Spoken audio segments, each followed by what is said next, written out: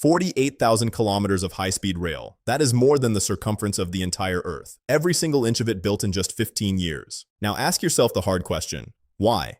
Why does one system explode with growth while another struggles to fix a single bridge? In the West, infrastructure is a financial product. It only gets funded if shareholders face zero chance of losing money. This is the logic of proven demand. It means every project must be built against pre-existing, proven, pent-up demand. You don't build for the future. You build to solve a failure of the past. You need the gridlock. You need the 3-hour commute. You need the traffic jam to be so painful that the road becomes an emergency necessity. You need the overcrowded airport, the missed flights, and the terminal floor covered in sleeping passengers before the system is forced to add a single gate. Now look at the counter strategy. China's network carries $839 billion in debt. To a Western banker, that is a red alert. Many lines lose money. On a random Tuesday, stations in secondary cities often sit empty. A Western analyst looks at this and sees a massive misallocation of capital.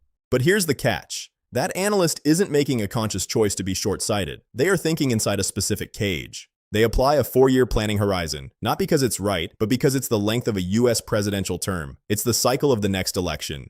That horizon is so deeply internalized in the political and financial system that it feels like objective reality. If it doesn't pay off by the next vote, it's a failure. But frame that same project on a 20-year timeline against projected urbanization, and suddenly, the math changes. The empty station becomes an anchor for a city that doesn't exist yet. You aren't building for today's commuters. You're building the skeleton of a superpower for the next generation. It's one of history's largest successful bets. Look at the Beijing-Shanghai line. Initially mocked, it now posts a 38% profit margin. It is a cash cow. It just needed time. By the end of 2024, 3.3 billion passengers rode that network. That isn't just a train line. That is the lifeblood of an entire economy moving at high speed. Here is the fundamental truth. A project built ahead of demand looks exactly like a project built without demand. From the outside, they are identical. The only difference is whether you stick around long enough to find out which one it was. It's about the gap between immediate gratification and generational legacy.